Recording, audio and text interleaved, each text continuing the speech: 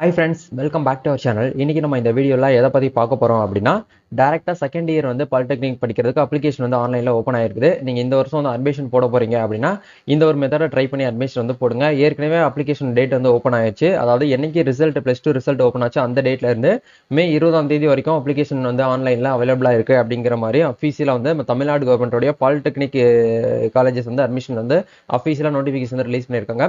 இந்த வீடியோல வந்து நீங்க நேரடியா வந்து செகண்ட் இயர் படிக்கிறதுக்கு என்னென்ன ப்ரொசீஜர் வந்து ஃபாலோ பண்ணணும், யாரெல்லாம் இதுக்கு வந்து அப்ளை பண்ண முடியும், எப்படி அப்ளை பண்றது, இதுக்கு என்னென்ன டாக்குமெண்ட்லாம் வந்து தேவைப்படும், எந்தெந்த காலேஜ்ல வந்து என்னென்ன கோர்ஸ்லாம் வந்து ஆஃபர் பண்றாங்க அப்படிங்கிறது A to Z உங்களுக்கு இந்த வீடியோ வந்து ஷேர் பண்ணியிருக்கேன். நீங்க வீடியோ வந்து ஸ்கிப் பண்ணாம ஃபுல்லா பாத்தீங்க அப்படின்னா உங்களுக்கு ஒரு நல்ல ஒரு நாலேஜ் ஐடியா கிடைக்கும். அதுக்கப்புறம் அதை பார்த்து நீங்களே வந்து என்ன பண்ணிக்கலாம் அப்படின்னா அப்ளிகேஷன் வந்து உங்க மொபைல் ஃபோன் மூலியமாவே வந்து ஃபில் பண்ணிக்க முடியும்.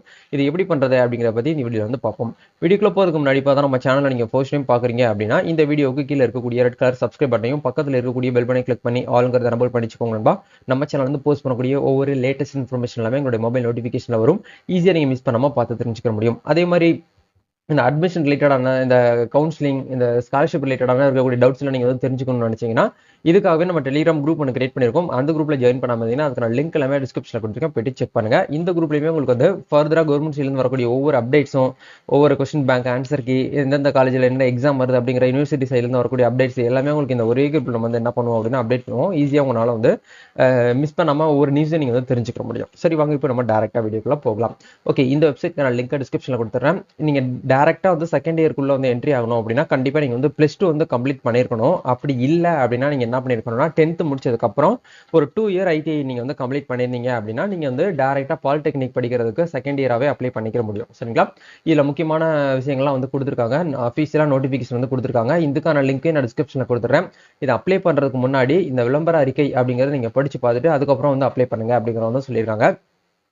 அதாவது tnpoly.in அப்படிங்கிற இந்த வெப்சைட்ல போயிட்டு தான் நம்ம வந்து அப்ளை பண்ணணும் அப்படிங்கிற மாதிரி சொல்லியிருக்காங்க. கல்வி தகுதி அப்படிங்கிற பார்க்கும்போது நேரடியாக 2ஆம் ஆண்டு பட்டய சேர்க்கை அப்படிங்கிறது, அதாவது direct second year diploma admission, மேல்நிலை கல்வியில் தேர்ச்சி பெற்றிருப்பதுடன் கீழ்கண்ட பாடப்பிரிவுகளில் ஏதேனும் 3 பாடப்பிரிவுகளில் பயின்றிருக்க வேண்டும். நீங்க வந்து +2 வந்து என்னென்ன சப்ஜெக்ட்லாம் படிச்சிருக்கணும் அப்படிங்கிறத இதுல வந்து கொடுத்துருக்காங்க. Physics, mathematics, chemistry, computer science, electronics, IT, information technology, biology, இன்ஃபர்மேஷன்ல வந்து பார்த்தீங்கன்னா ப்ராக்டிக்ஸ், பயோடெக்னாலஜி, அதுக்கப்புறம் அந்த vocational subjects, agriculture, engineering, graphics, business studies, entrepreneurship, இதுல நீங்க ஏதாவது 3 சப்ஜெக்ட்ல நீங்க வந்து என்ன பண்ணிருக்கணும் அப்படின்னா +2ல வந்து நீங்க வந்து பாஸ் பண்ணிருக்கணும். அப்படி பாஸ் பண்ணியிருந்தீங்கன்னா நீங்க டைரக்டா செகண்ட் இயருக்கு வந்து பாலிடெக்னிக் படிக்கிறதுக்கு அப்ளை பண்ணிக்கலாம். அப்படி இது உங்களால இது பண்ண முடியல அப்படின்னா நீங்க என்ன பண்ணலாம்னா அல்லது அப்படிங்கறது கொடுத்துருக்காங்க. 10ஆம் வகுப்பு டைரக்டா நீங்க வந்து SSLC பாஸ் பண்ணிட்டு ஒரு 2 வருஷம் நீங்க ஐடிஐல வந்து பிரைவேட்லயும் சரி கவர்மெண்ட்ல ஏதாச்சும் ஒரு இடத்துல நீங்க வந்து ஐடி பாஸ் பண்ணிருந்தீங்க அப்படின்னா நீங்க தாராளமாக என்ன பண்ணலாம் அப்படின்னா வந்து டைரக்டா பாலிடெக்னிக் படிக்கிறதுக்கு வந்து அப்ளை பண்ணிக்க முடியும். இதுக்கு அப்ளை பண்றதுக்கு ஃபீஸ் பேமெண்ட் வந்து எவ்வளவு அப்படிங்கறத கொடுத்துருக்காங்கன்னா 150 கொடுத்துருக்காங்க. இது வந்து கேஸ்ட் கம்யூனிட்டி வைஸ் உங்களுக்கு வந்து ஃபீஸ் வந்து மாறுபடும். இதுக்கான டைம் லைன் அப்படிங்கிறத பார்க்கும்போது 6/5/2024 இருந்து டெட்லைன் வந்து லாஸ்ட் டேட் வந்து 20/5/2024 வரைக்கும் நம்மளுக்கு டைம் கொடுத்துருக்காங்க. இல்ல டேட் வந்து எக்ஸ்டெண்ட் பண்ணுவாங்களா அப்படின்னு கேட்டீங்கன்னா நம்மளுக்கு வாய்ப்புங்கிறது ரொம்ப கம்மியா தான் இருக்கு. ஏன்னா ஒவ்வொரு வருஷமே வந்து ரொம்ப லோவா தான் கொடுத்துருக்காங்க. ஸோ இந்த வருஷமும் அதே மாதிரி நம்மளுக்கு ஒரு 15 நாள் தான் டைம் இருக்குது. எவ்வளவு சீக்கிரம் நீங்க அப்ளை பண்ண முடியுமோ கொஞ்சம் குயிக்கா வந்து அப்ளை பண்ணி ப்ராசஸ் வந்து ஸ்டார்ட் பண்ணுங்க. சரிங்களா? இப்போ எப்படி அப்ளை பண்றது அப்படிங்கிற ஒன் பை ஒன்னா ஸ்டெப் பை ஸ்டெப்பா பார்ப்போம். இதுக்கான வெப்சைட் லிங்க் டிஸ்கிரிப்ஷன்ல கொடுத்துறேன். நீங்க நேரடியா வந்து பாத்தீங்க அப்படின்னா செகண்ட் இயர் படிக்கிறதுக்கு வந்து நேரடி 2ஆம் ஆண்டு அப்படிங்கிற இந்த ஆப்ஷன் நீங்க வந்து கிளிக் பண்ணுங்க. ரெகுலர் அட்மிஷனும் பார்ட் டைம் அட்மிஷனும் இன்னும் வந்து ஓப்பன் ஆகல. அது ஓப்பன் ஆகும்போது நம்ம சேனல்ல உங்களுக்கு நான் வீடியோ போடுறேன், நீங்க வெயிட் பண்ணிக்கோங்க.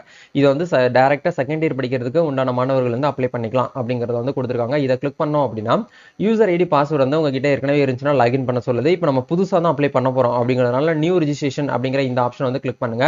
உங்களுடைய இமெயில் ஐடி வந்து இந்த இடத்துல என்டர் பண்ணிக்கோங்க. உங்களுடைய மொபைல் நம்பர், உங்களுடைய பாஸ்வேர்டு கன்ஃபார்ம் பாஸ்வேர்டு வந்து ஃபர்ஸ்ட் லெட்டர் வந்து கேபிட்டல் லெட்டர் இருக்கணும், மற்ற லெட்டர் எல்லாமே ஸ்மால் லெட்டர்ல இருக்கணும், ஒரு ஸ்பெஷல் கேரக்டர், ஒரு நம்பர், இந்த மாதிரி நீங்க பாஸ்வேர்டு வந்து செட் பண்ணிட்டு சப்மிட் அப்படிங்கிற இந்த ஆப்ஷன் வந்து கொடுங்க.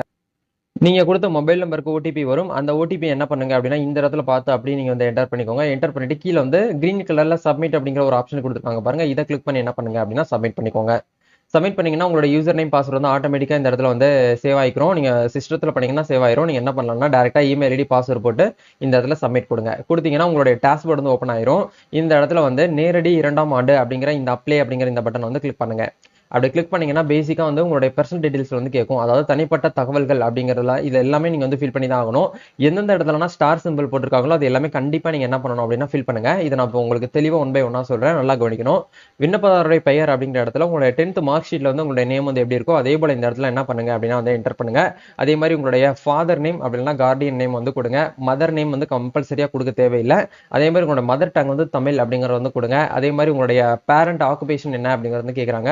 அக்ரிகல்ச்சரா, பிஸ்னஸா, இல்லை டெய்லி வேஜஸா, இல்லை கவர்மெண்ட் ஸ்டாஃபா அப்படிங்கிறலாம் கேட்குறாங்க. இதில் நீங்கள் எதுவோ அதை வந்து கரெக்டாக இந்த இடத்துல கொடுத்துட்டு உங்களுடைய பேரண்டோடைய ஆனுவல் இன்கம் என்ன அப்படிங்கிறது வந்து கேட்குறாங்க. நீங்கள் less than 1 lakh 1 lakh கொடுங்க. இல்லை வந்து மோர் தென் 2 lakhs அப்படின்னா அந்த ஆப்ஷன் நீங்கள் வந்து கொடுக்கணும். இதில் உங்களுக்கு உங்களுடைய இன்கம் எவ்வளோ வருது அப்படிங்கிற பார்த்துட்டு நீங்கள் கொடுங்க. உங்களுடைய டேட் ஆஃப் பர்த் வந்து என்னவோ அந்த டேட் ஆஃப் பர்த்தை கரெக்டாக இந்த இடத்துல பார்த்து நீங்கள் வந்து என்டர் பண்ணிக்கோங்க. சரிங்களா?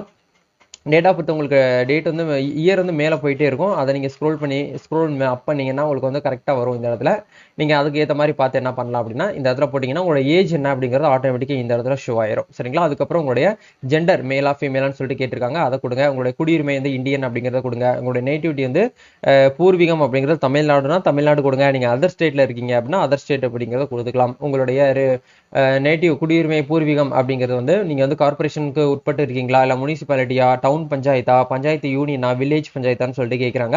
இதில் நீங்கள் எதுவோ அதை செலக்ட் பண்ணிக்கோங்க. உங்களுடைய மதம் அப்படிங்கிறத எதுவோ அதை செலக்ட் பண்ணிக்கோங்க. உங்களுடைய கம்யூனிட்டி என்ன அப்படிங்கிறத நீங்கள் வந்து செலக்ட் பண்ணிக்கோங்க. நீங்கள் இந்த இடத்துல கம்யூனிட்டியை கொஞ்சம் கரெக்டாக செலக்ட் பண்ணால் தான் உங்களுக்கு அந்த ஃபீஸில் வந்து கொஞ்சம் கரெக்டாக உங்களுக்கு வரும். நீங்கள் மாற்றி பண்ணிட்டீங்கன்னா ஒன்றுமே உங்களால் வந்து பண்ண முடியாது. கம்யூனிட்டி செலக்ட் பண்ணதுக்கப்புறம் உங்களுடைய கேஸ்ட் அப்படிங்கிற இடத்துல உங்களுடைய ஜாதி சான்றிதழில் என்ன கேஸ்ட் போட்டிருக்காங்களோ அந்த கேஸ்ட் அப்படியே பார்த்து இந்த இடத்துல என்டர் பண்ணிக்கோங்க. அதுக்கப்புறம் வந்து உங்களுடைய கம்யூனிகேஷன் அட்ரஸ் அப்படிங்கிற இடத்துல கம்யூனிகேஷன் அட்ரஸ் அப்படிங்கிறது இந்த இடத்துல கரெக்டாக உங்களுடைய இப்போ இருக்கக்கூடிய வீட்டு முகவரி கொடுங்க. பெர்மனன்ட் அட்ரஸ் வந்து சேமா இருக்கு அப்படின்னா இந்த இடத்துல டிக் பண்ணி விட்டுருங்க. அதுக்கப்புறம் உங்களோட மொபைல் நம்பர் ஆட்டோமேட்டிக்காக கீழே இருக்கும். இமெயில் ஐடி வந்து ஆட்டோமேட்டிக்காக இருக்கும். அல்டர்னேட் மொபைல் நம்பருங்கிற இடத்துல பேரண்டோடைய மொபைல் நம்பர் வந்து கொடுங்க. ஆதார் கார்டு நம்பர் கொடுக்கறதுக்கு விருப்பப்படுறீங்கன்னா கொடுங்க, அப்படி இல்லைன்னா தேவையில்லை. இதெல்லாமே ஃபில் பண்ணி முடிச்சதுக்கப்புறம் நெக்ஸ்ட் அப்படிங்கிற இந்த ஆப்ஷன் வந்து கல்வி பயின்ற விபரம் அப்படிங்கிற இடத்துல வந்து உங்களுடைய ஸ்டடி டீடைல்ஸ் வந்து கேட்குறாங்க. நீங்கள் வந்து ஒரு அரசு பள்ளியில் படித்த மாணவரா அப்படின்னு சொல்லிட்டு கேட்குறாங்க. 6th to 12th அப்படிங்கிறத நீங்கள் வந்து இந்த இடத்துல வந்து ஃபில் பண்ணணும். நீங்கள் வந்து ஒரு கவர்மெண்ட் ஸ்கூலில் படிச்சிருக்கக்கூடிய ஸ்டூடெண்ட்ஸ் இருக்கக்கூடிய பட்சத்தில் இந்த இடத்துல எஸ்ன்னு கொடுங்க. அப்படி இல்லை அப்படின்னா நோ அப்படிங்கிற ஆப்ஷன் வந்து கொடுங்க. ஸ்டடி டைப் படிப்பு வகை அப்படிங்கிற இடத்துல நீங்கள் HSCயா, அதாவது +2 பாஸ் பண்ணியிருக்கீங்களா, 10th + நீங்கள் ITI படிச்சிருக்கீங்களா அப்படிங்கிறத வந்து கேட்குறாங்க. நீங்கள் +2 தான் படிச்சிருக்கேன் அப்படின்னா நீங்கள் +2 இந்த இடத்துல அந்த ஆப்ஷன் வந்து செலக்ட் பண்ணுங்கள். செலக்ட் பண்ணதுக்கப்புறம் இந்த இடத்துல வந்து உங்களுடைய 8th 9th 10th 11th 12th இதை நீங்கள் வந்து கொடுக்கணும். நீங்கள் இந்த இடத்துல வந்து 10th ITI கொடுத்தீங்க அப்படின்னா நீங்கள் 10th டீடைலை மட்டும் நீங்கள் இந்த இடத்துல ஃபில் பண்ணால் போதும் அப்படிங்கிற வந்து இந்த ஆப்ஷன் உங்களுக்கு வந்து எனபிள் ஆயிரும். நீங்கள் இதெல்லாமே ஒன்ஸ் வந்து கரெக்டாக ஃபில் பண்ணதுக்கப்புறம் நெக்ஸ்ட் அப்படிங்கிற இந்த ஆப்ஷனை வந்து கொடுங்க.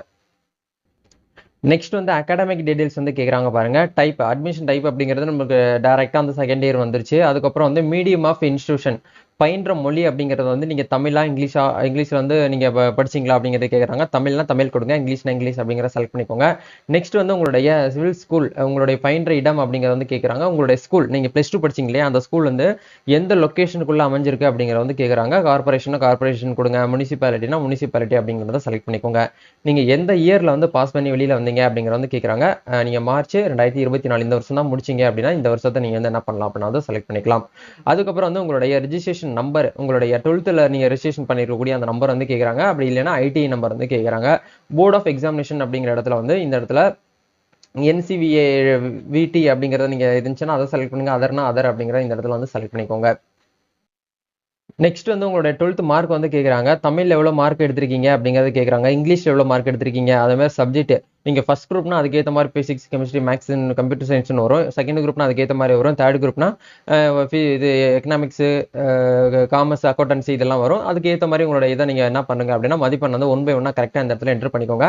அதாவது மதிப்பெண் பெறப்பட்டது நீங்கள் எவ்வளோ மார்க் வந்து ஆப்னைடு எவ்வளோ மார்க் நீங்கள் எடுத்திருக்கீங்களோ அந்த மார்க் போடுங்க. மேக்ஸிமம் மார்க் அப்படிங்கிற இடத்துல வந்து இந்த இடத்துல 100 அப்படிங்கிறத நீங்கள் வந்து போடுங்க. பட் இந்த இப்போ எல்லாமே வந்து 100 மார்க்கு தான்.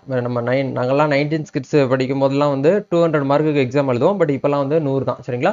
நீங்கள் எவ்வளோ மார்க் எடுத்திருக்கீங்களோ மார்க்குக்கு எழுதியிருக்கீங்களோ அந்த மார்க்கை நீங்கள் இந்த இடத்துல என்ன பண்ணுங்க அப்படின்னா இந்த இடத்துல அப்படியே வந்து ஆட் பண்ணுங்க. சரிங்களா? இப்போ வந்து 600 தான் எல்லாருமே எக்ஸாம் வந்து எழுதுறாங்க. அப்படிங்கிறனால இந்த மார்க்கு டோட்டலாக 600 மார்க்குக்கு நீங்கள் எவ்வளோ மார்க் எடுத்திருக்கீங்க அப்படிங்கிறத 1 by 1 கரெக்டாக இந்த இடத்துல வந்து என்டர் பண்ணிக்கோங்க.